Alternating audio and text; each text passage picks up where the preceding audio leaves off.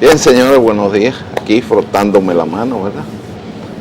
Primeramente para dar gracias a Dios Todopoderoso por permitirnos llegar hasta sus hogares o en cualquier lugar donde usted se encuentre a través de la red de su programa estelar Democracia TV para compartir con ustedes estos comentarios de actualidad de la noticia del día de hoy.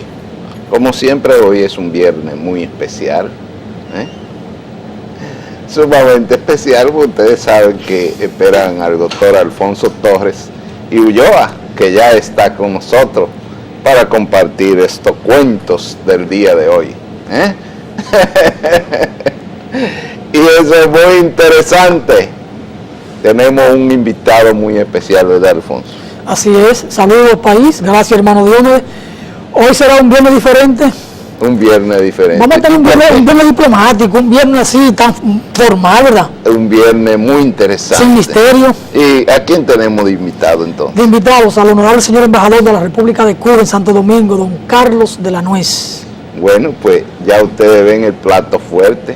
Por lo tanto, hoy la breve de la historia la vamos a mutilar, porque obligatoriamente no podemos dejar de mencionar que un día como hoy, 1494, Cristóbal Colón regresa dando sus informes de su historial descubierto en su segundo viaje a la nación española para dar su informe, ¿verdad?, de lo bella que es América, ¿verdad?, y lo importante de cada uno de estos episodios. También el aspecto internacional, entonces, el punto más interesante de tanto, ¿verdad? La muerte del hombre de la resistencia pacífica en la India. El hombre de alma grande, el hombre de, oh Dios mío, ¿por qué pasan las cosas? Mahatma Gandhi muere un día como hoy, atravesado por la daga de un maniático. No es otro el calificativo. Pues imagínense ustedes, dos hombres grandes que trascienden en la humanidad, pues parece que la vida, eso es lo que les toca, y por eso cada vez que uno habla de este hombre, pues le llega a la memoria a Martin Luther King. Qué cosa, la gente que lucha por la preservación de la vida, morir de esta forma, asesinado. La verdad que la gente de los derechos humanos hay que seguirlo defendiendo. Vamos a ver cómo siguen las cosas. Es interesante esto, uno pudiera echar la mañana entera hablando de todos estos temas, pero yo quiero que Alfonso Torres entre con este plato fuerte del día de hoy, sobre todo con este episodio extraordinario del 17 de diciembre de este año que pasó, 2014, y este restablecimiento de las relaciones entre nuestra hermana Cuba y Estados Unidos de América, un bloqueo que ya había caído en el desuso hace tiempo, y este gran presidente de los Estados Unidos, Barack Obama, pues toma el turno de nacional de la historia, y por fin Cuba entra dentro de lo que es el renglón del carácter de esa exigencia de prácticamente el mundo entero, reclamando el cese de estas hostilidades innecesarias de los Estados Unidos contra Cuba. Yo siempre, antes que Alfonso tome su güiro, como dice mi amigo De La Rosa, un saludo a De La Rosa, lo vi en una foto muy bonita por ahí. Volviendo entonces al tema de Cuba y Estados Unidos, pues ya con este escenario, que Cuba y Estados Unidos pues entren en este lazo de trabajo y de cooperación, de amistad y de ayuda entre ambos pueblos, que es lo que necesitamos, pues Estados Unidos y Cuba toman este nuevo giro. Y qué importante, sobre todo por el accionar de Fidel Castro, para mí uno de los hombres más extraordinarios de los últimos 50 años, dando ejemplo a la humanidad y al mundo de esta resistencia ¿verdad? Y la importancia de una Cuba que todos podemos entrar sin ningún tipo de problema y sin firma de papelito ni nada de eso. Usted entre a Cuba, su pasaporte igual que toda parte del mundo. Todos estos temas interesantísimos, vamos a ver el escenario planteado para el día de hoy. Dar las gracias al señor embajador por esta invitación de Alfonso. Como siempre, un servidor colabora dentro de lo que es posible. Casi siempre hemos tenido unas buenas relaciones con los embajadores y ministros de Cuba. Y estos dos escenarios también ocurrido este inicio de semana, que finaliza hoy, tanto de Juan Pablo Duarte, este programa extraordinario que hizo Alfonso, que lo repetimos el lunes, más el del miércoles, que fue dedicado a José Martí, uno de los hombres más extraordinarios también, conjuntamente con Máximo Gómez, allá en Cuba. Alfonso, tome su guiro. Gracias, hermano Diomedes. Nos alegra que el honorable señor embajador de Cuba haya aceptado esta invitación para conversar con nosotros de temas trascendentes, de temas sumamente interesantes, porque Cuba siempre ha sido noticia y hoy más que nunca por el proceso que inicia en América Latina de la conversación Cuba-Estados Unidos para restablecer relaciones diplomáticas, comerciales, culturales y políticas, lo que llevará también su tiempo, porque ahora inician las discusiones. Señor Carlos de la Nuez, saludos, nos alegra que esté con nosotros. ¿Y usted cómo se siente aquí en la República Dominicana? Bueno, en primer lugar quiero agradecerles a ustedes la oportunidad que me han dado de compartir con este maravilloso pueblo que ya tenía el privilegio de conocer con anterioridad, pero que ahora estoy representando a mi país como embajador y me siento muy bien realmente. Yo donde quiera que voy digo que uno en República Dominicana no se siente fuera de Cuba, porque son tantas las características y las similitudes que tenemos los cubanos y los dominicanos que te sientes como en casa. Diego de iniciar el programa y señalar un aspecto fundamental de lo que debe ser la conversación, y es un tema que inquieta a la opinión pública, no solo nacional, a la opinión pública regional y mundial. El tema de lo que se anunció el 17 de diciembre de las relaciones Cuba-Estados Unidos. Ahí hay muchas interrogantes planteadas. En la opinión del señor embajador, ¿cómo está planteado el tema de inicio de las relaciones Cuba-Estados Unidos? Hay muchas cosas ahí que hay que desempolvar. Bueno, yo pienso que, como ustedes bien han dicho, es un tema que recién comienza.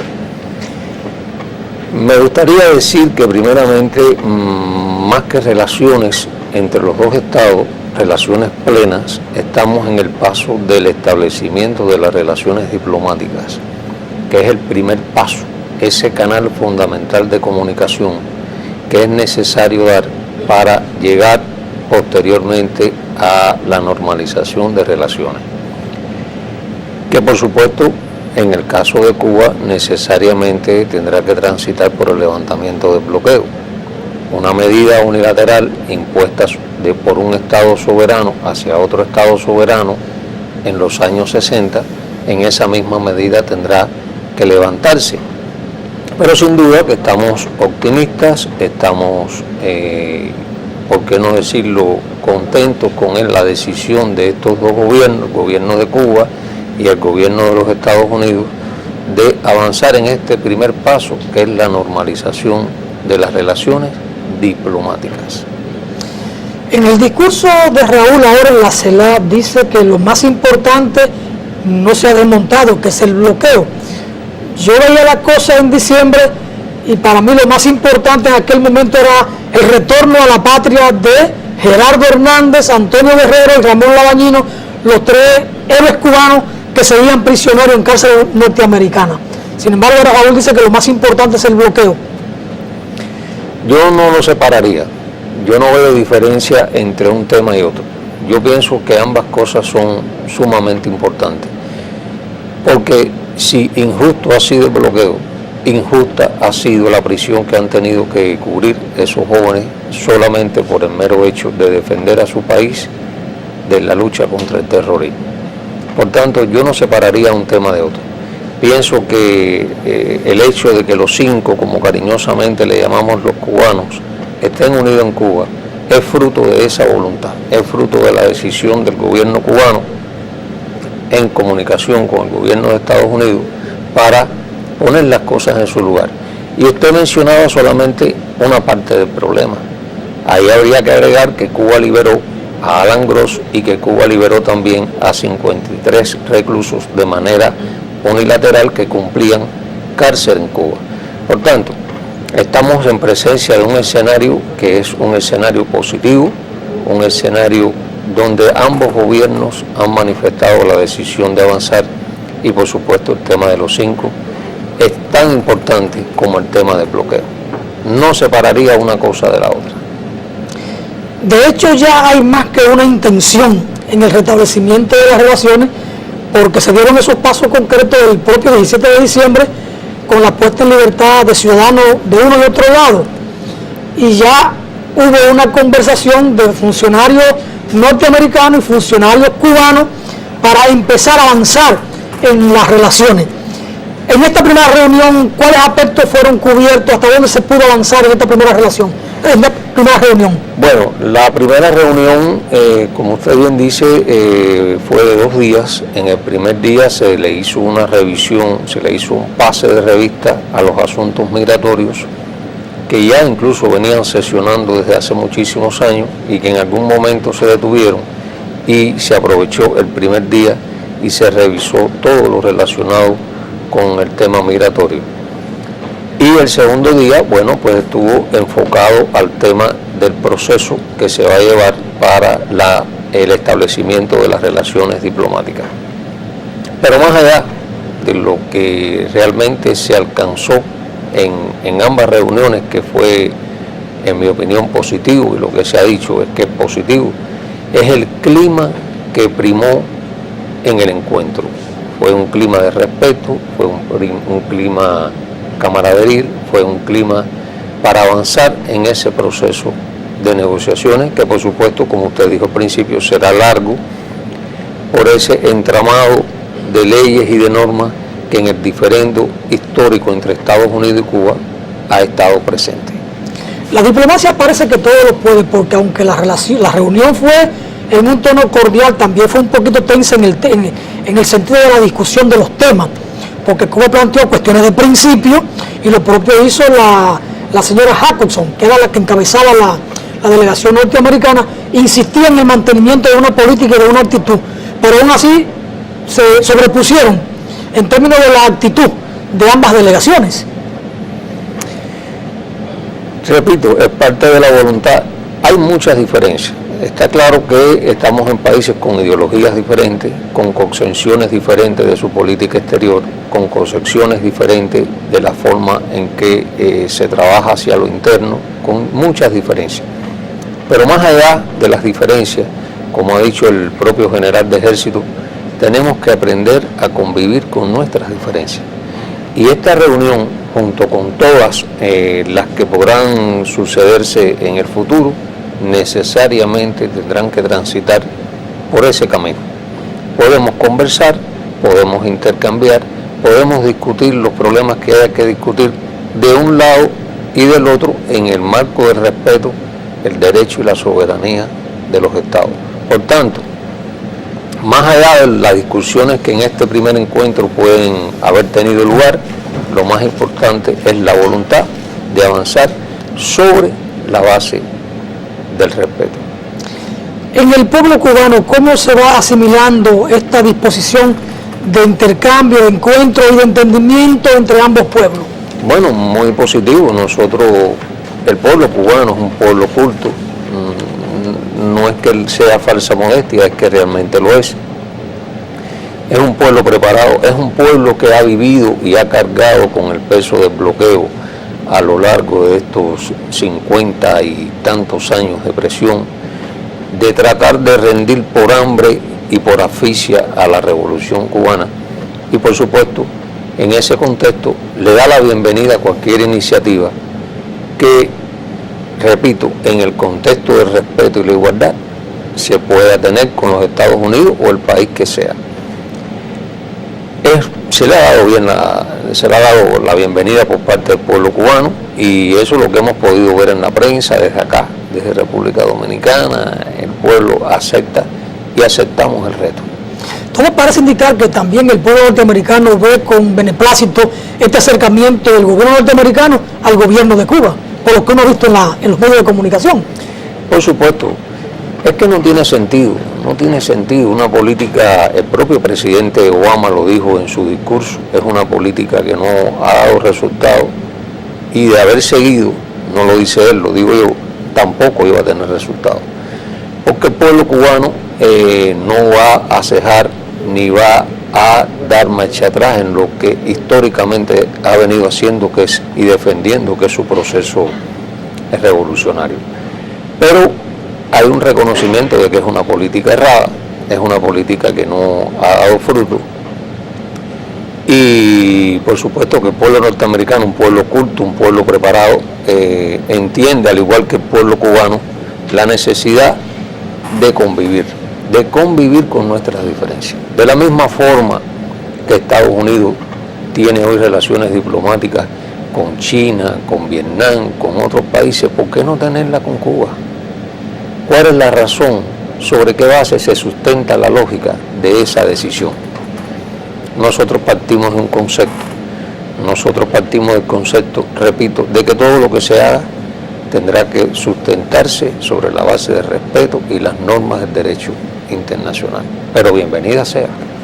Bueno, qué interesante conversar con el señor embajador de Cuba en esta mañana. Nosotros vamos a ir a una brevísima pausa para entonces continuar con este diálogo ameno de las expresiones, sobre todo un par de fotografías que vamos a poner en pantalla, ¿verdad? Sobre todo hacer un breve análisis de Fidel Castro, ¿verdad? Y un breve análisis entonces de Raúl también, ¿verdad? Ver estas dos fotografías para que el señor embajador nos hable un poquito de estas dos figuras del escenario político, del máximo firmamento de la hermana nación de Cuba. Así que vamos a una breve pausa, señor director.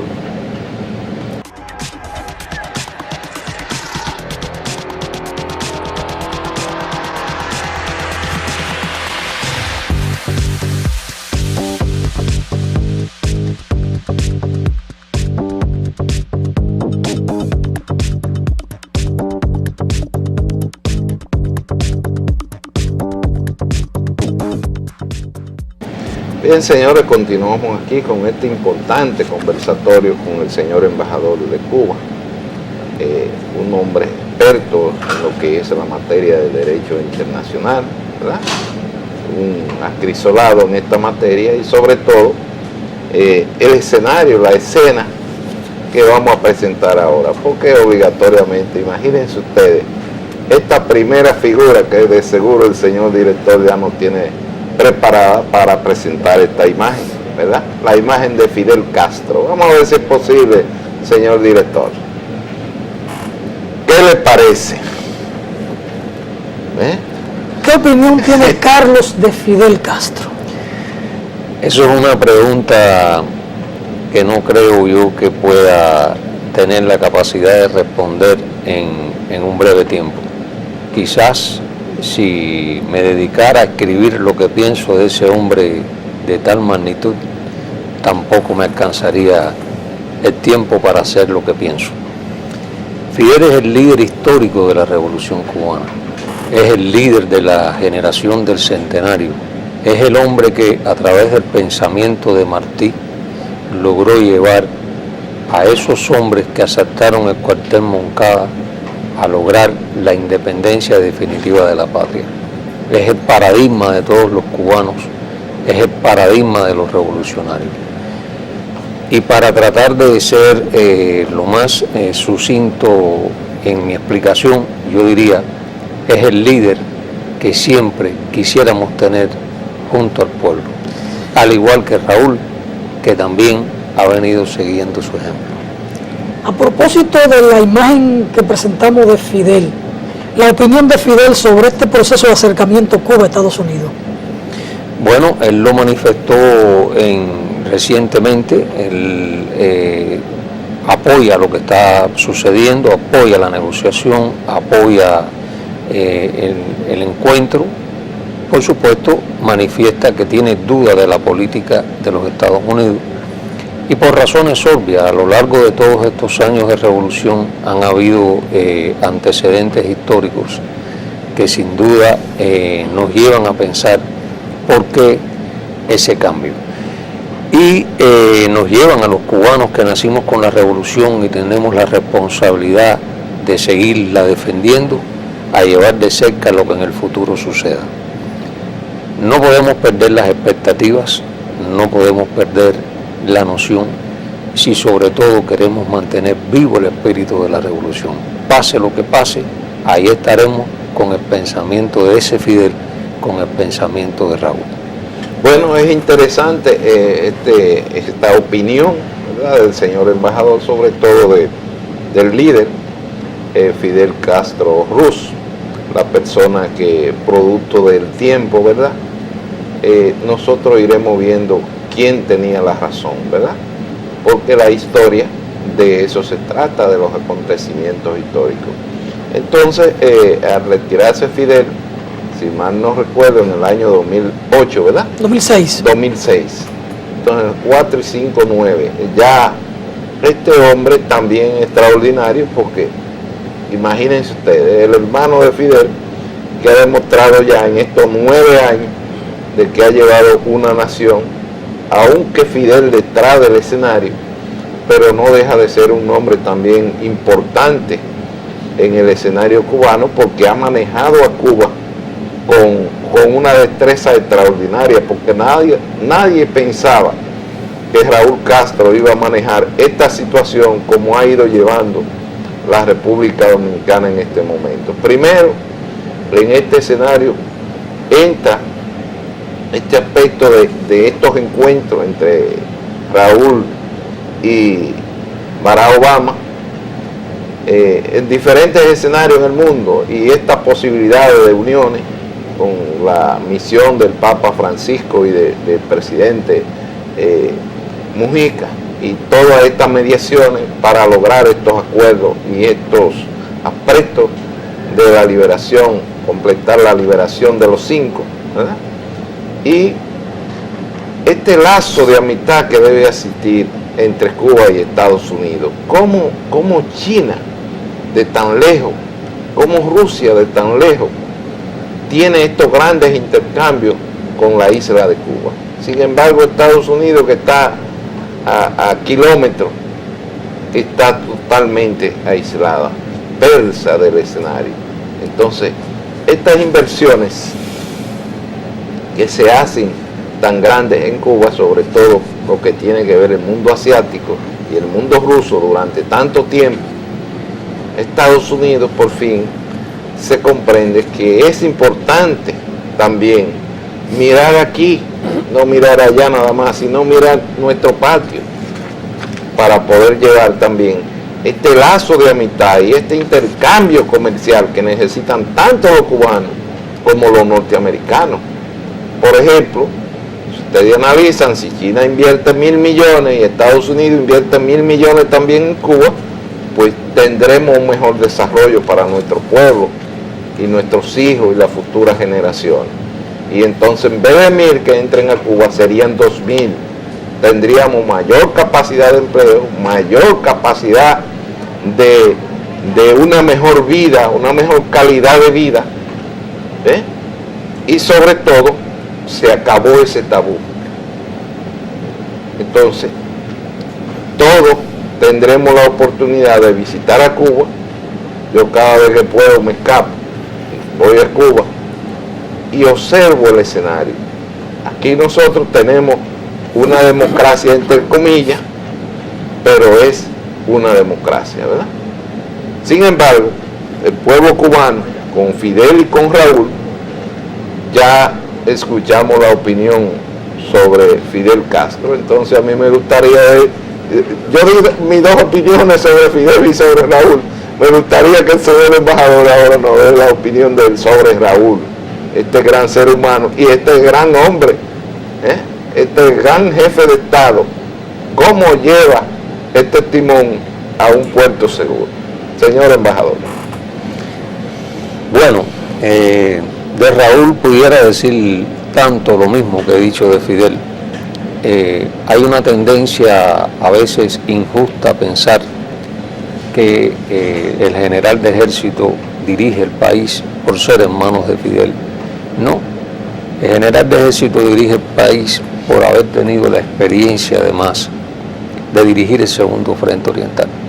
Fue el jefe de una columna invasora cuando estaba la guerra en Oriente y tuvo casi la idea, la iniciativa de crear un Estado en el segundo frente.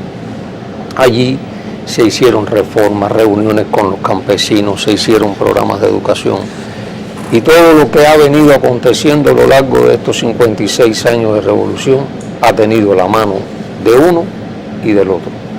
Sería, en mi opinión, una superficialidad aceptar que el general de ejército ha ocupado el cargo por ser hermano de Fidel. Con frecuencia o con alguna frecuencia injustamente en ocasiones, otras veces por desconocimiento, escuchamos eso. No tiene nada que ver. Es la decisión soberana del pueblo, es elegido en asamblea.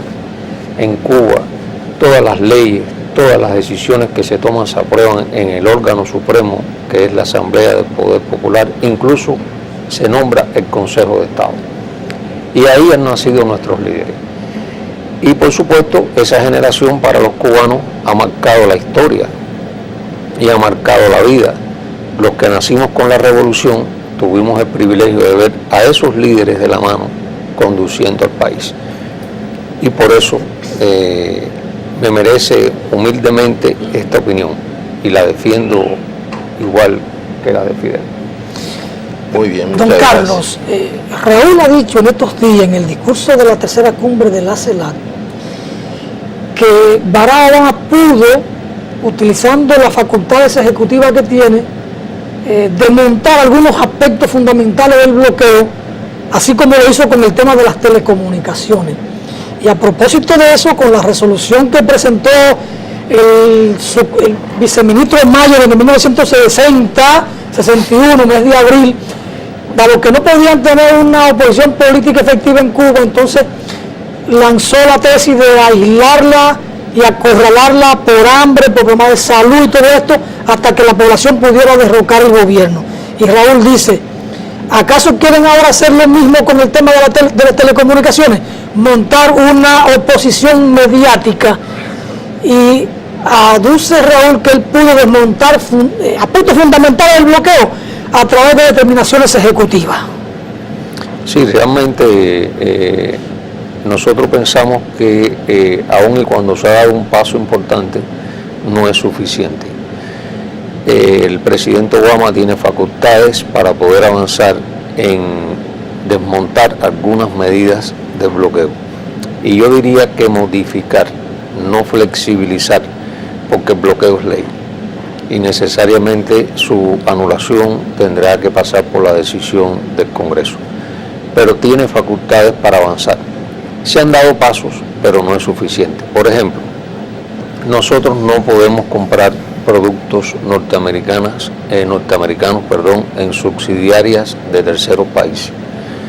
No podemos comprar productos de terceros países que tengan un componente de hasta el 10% de producción norteamericana. Los productos cubanos no pueden ir hacia los Estados Unidos. Los bancos norteamericanos que han tenido el permiso para abrir cuentas en bancos cubanos, los bancos cubanos no gozan de esa reciprocidad. En fin, yo pienso que es algo que se ha acogido positivamente porque sin duda es un primer paso, es un paso valiente, pero es un paso incompleto. Nosotros pensamos que se puede hacer más. Y el respaldo de la comunidad internacional al levantamiento del bloqueo, además de un reconocimiento a esa injusta medida, será sin duda un respaldo a la decisión del presidente Obama de llevar el tema al Congreso. porque en la medida que los estados reconozcan también que el levantamiento del bloqueo es imprescindible, en esa medida también se reforzará la propuesta que Obama presenta al Congreso. Es algo, repito, lo mismo que dije al principio, que ha sido bienvenido, que lo vemos como un paso positivo, lo acogemos, pero pensamos que se pueden haber tomado otras iniciativas. Raúl dice en este discurso, que es un discurso histórico, que no es posible el restablecimiento completo de las relaciones sin desmontar completamente el bloqueo y deja entrever el tema de la base de Guantánamo o del territorio de Guantánamo. Así es. Nosotros pensamos, y es una decisión unilateral del gobierno de los Estados Unidos, de haber mantenido el bloqueo todos estos años, por supuesto tendrá que desmontarse en esa misma dirección. Y la base de Guantánamo es una ocupación militar de un territorio que pertenece a Cuba en manos de una base de un Estado como Estados Unidos y que es en contra de la voluntad del pueblo cubano y de la norma del derecho internacional. Han habido varios pronunciamientos, incluso, si no mal recuerdo, cuando el presidente Obama tomó la presidencia, ese fue uno de los temas que él precisó. Ha sido muy cuesta arriba, pero al final nosotros pensamos que debe ser así, porque no tiene sentido mantener por la fuerza la base militar de los Estados Unidos en un territorio como el de Cuba. Él decía cerrar la base, no entregar el territorio. Ilegalmente podían tener durante 100 años o 99 años, pero se le cumplieron. Y no se ha renovado el contrato de arrendamiento. Es que no hay ningún contrato. Sencillamente eso está en contra de la voluntad del pueblo cubano desde que triunfó la revolución. Con la enmienda Platt ellos entraron legalmente a posesionar ese territorio. La enmienda Platt nació torcida, nació con ese nivel de entreguismo que los gobiernos de turnos de aquella época ponían en manos de los Estados Unidos.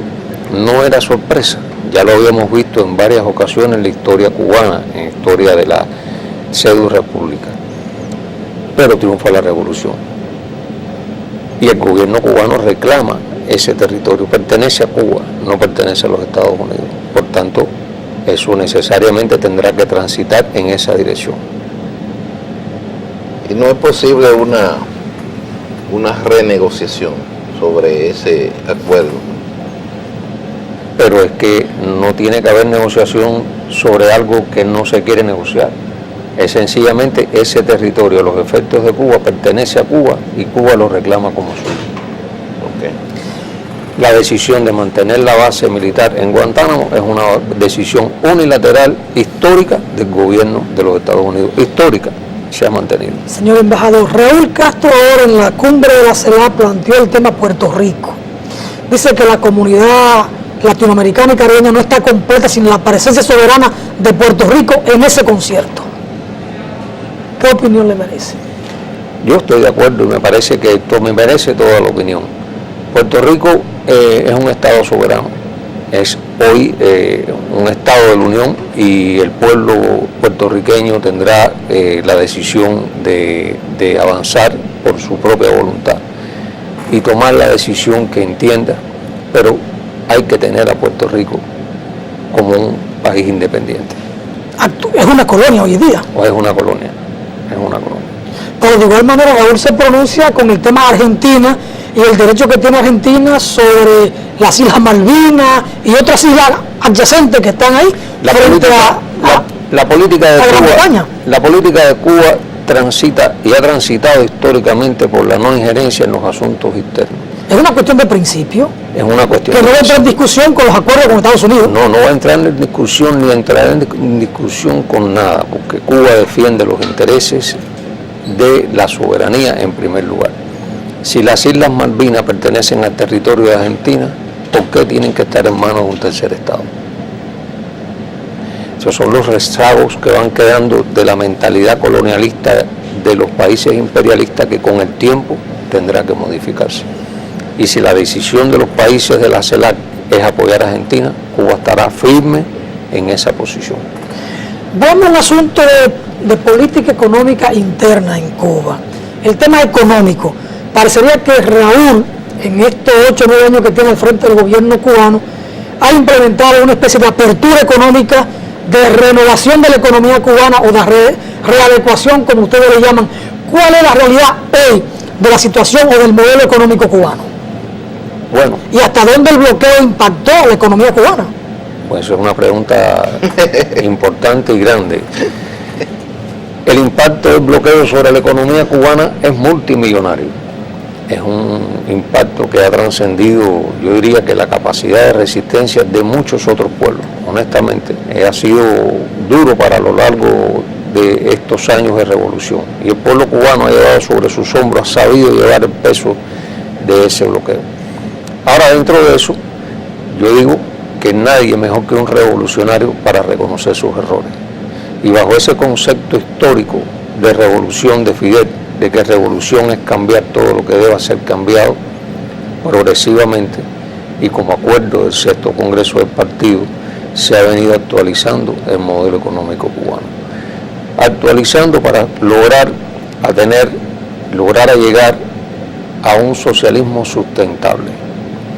Él dijo en el último discurso de la Asamblea del Poder Popular que teníamos que lograr poner la economía a la altura del prestigio político que tenía la nación, y que la economía era la gran asignatura pendiente, en franco reconocimiento a que tenemos que avanzar en esa dirección. Y por supuesto la actualización del modelo económico es parte de todos esos cambios. Cuando salí de Cuba para acá, dejé alrededor de 300.000 trabajadores por cuenta propia.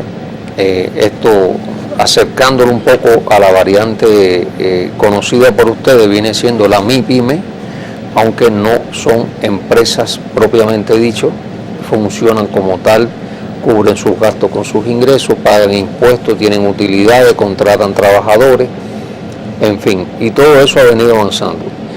Ha venido avanzando dentro de esos lineamientos que se aprobaron en el 6º Congreso del Partido. Qué importante, señor embajador, dentro de ese mismo ámbito, el aspecto de las inversiones. ¿Qué facilidades le da el gobierno a los nuevos inversionistas que incursionan, sobre todo en el ámbito de lo que tiene que ver el tema que trató Alfonso, de las telecomunicaciones? ¿Por qué una llamada a Cuba cuesta tanto dinero? Por ejemplo, si uno está en Cuba, para llamar aquí hay que pensar en $10 3 minutos. Sin embargo, para llamar a París, o a Inglaterra, o a China, apenas pagamos aquí, por ejemplo, con $1 podemos hablar prácticamente 8 minutos. Estamos hablando de 5 pesos dominicanos por 1 minuto. A la China, por ejemplo, el continente asiático, o a Qatar, o a Dubái, o a Emiratos Árabes, o España, Francia, todo el continente europeo, e inclusive a África, 5 pesos el minuto. Bueno, eso es parte de lo que hemos hablado del bloqueo. A Cuba no se le permite conectarse por todos los cables que pasan cerca de los mares y que llevan como destino hacia los Estados Unidos. Nosotros las comunicaciones, salvo el último cable que establecimos con Venezuela, la mayoría de las comunicaciones son vía satélite. La capacidad de ancho de banda de internet es limitada y es parte de las medidas y las consecuencias del bloqueo económico, que por mucho que a veces lo decimos, no se llega a comprender la magnitud del daño que ha ocasionado. Y realmente nos ha sido muy difícil el tema de las comunicaciones. Hoy se le ha dado, dentro de las medidas, facultad a las empresas de telecomunicaciones de avanzar, no de avanzar con tecnología de punta, pero de avanzar en el tema de inversiones y negocios con Cuba, ciertas prioridades que aún otros sectores no tienen. Y nosotros le damos la bienvenida. El tiempo vuela en televisión, señor embajador. Hay un tema que quiero ver así rápidamente con usted. A propósito del acercamiento Cuba-Estados Unidos, he visto algunos artículos de prensa de opinión en la República Dominicana expresando preocupación por el tema Cuba y la competencia con República Dominicana, como si Cuba pudiera en un futuro cercano desplazar a República Dominicana en varios renglones, y lo plantean como la posibilidad, la eventualidad de una competencia desigual Cuba-República Dominicana, dado el nivel cultural, de desarrollo educativo que tiene Cuba, la potencialidad que tiene Cuba en el área turística. ¿Cómo ven ustedes el tema de la posibilidad Cuba-República Dominicana a partir de esa apertura de los mercados cubanos al gran mercado norteamericano y canadiense? Eso no podemos permitir que se vea de esa manera. Y ustedes, los medios, tienen una gran responsabilidad para evitar que eso tome la fuerza que ha venido tomando recientemente. En el caso del turismo, por ejemplo, el mercado del turismo de Cuba, que ha venido desarrollándose hace más ya casi 15, 20 años, no sobrepasa los 3 millones. Recientemente este año alcanzamos los 3 millones de turistas, fundamentalmente canadienses. Si mañana se aprobara la posibilidad de que los norteamericanos puedan viajar libremente a Cuba, como todo parece indicar que sucederá, no va a haber una afectación para el turismo dominicano, porque ese mercado tiene tal magnitud que se puede compartir todos los destinos del Caribe e incluso otros destinos del mundo. Y si lo vemos hacia adentro, ¿por qué no pensar en el multidestino? ¿Por qué no pensar que el turista que viaja a Santo Domingo pueda viajar a Santiago, y el que viaja a Santiago pueda viajar, digamos, a La Habana o a Ciudad de México? Cuando dice Santiago de Cuba, porque tenemos un Santiago aquí también. Santiago de Cuba, Sí, así es. Salir a Santiago de Cuba, y podemos intercambiar sobre eso. Yo veo más lo que está sucediendo como una oportunidad para la integración. Yo veo más lo que está sucediendo como un reconocimiento a los resultados de la CELAC. Yo veo más lo que está sucediendo como un reconocimiento del apoyo de América Latina, del cambio del escenario político en América Latina hacia Cuba, que ha llevado a ese gran imperio a reconocer que esa política de 56 años de aislamiento contra Cuba es un fracaso. No lo veo como una amenaza, no lo veo como una competencia, lo veo como un complemento del desarrollo armónico y proporcional de los pueblos del Caribe y de la América Latina. Bueno, con estas buenas expresiones, ¿verdad?, del señor embajador, yo estaría totalmente de acuerdo con estas expresiones, porque siempre he dicho que el turista que baja, por ejemplo, de Europa, puede incluir en el paquete la visita, que puede ser en crucero o en avión, precisamente la República Dominicana, Cuba, y por qué no también Haití, Puerto Rico y Jamaica, las 5 Antillas en un solo paquete. Imagínense ustedes unas vacaciones de 15 días y 5 días en crucero por las islas antillanas. Aunque Puerto Rico es una colonia de Estados Unidos, pero uno no puede dejar de reconocer que es un Estado libre asociado, ¿verdad? Y esta grandeza de esta estrategia del Caribe, dentro de lo que tiene que ver con el turismo, pues obligatoriamente en estos momentos se hace con República Dominicana, Bahamas y una islita pequeña en Haití, que no recuerdo ahora el nombre, pero esos grandes navíos con 3 y 4 mil pasajeros van a esa pequeña islita en la punta de Haití, allá frente a Santiago de Cuba. Y entonces, ¿por qué no incluir ahí a Santiago de Cuba con una visita de 4.000 ciudadanos turistas para un gran desarrollo? Porque algo se deja, algo se adquiere, algo se aprende. Y ¿por qué no el intercambio cultural en cada una de estas ciudades donde se toca puerto? Imagínense ustedes donde llegan 5.000 turistas en un crucero de estos. Estamos hablando de toda una ciudad en el mar. Algo queda, ¿verdad?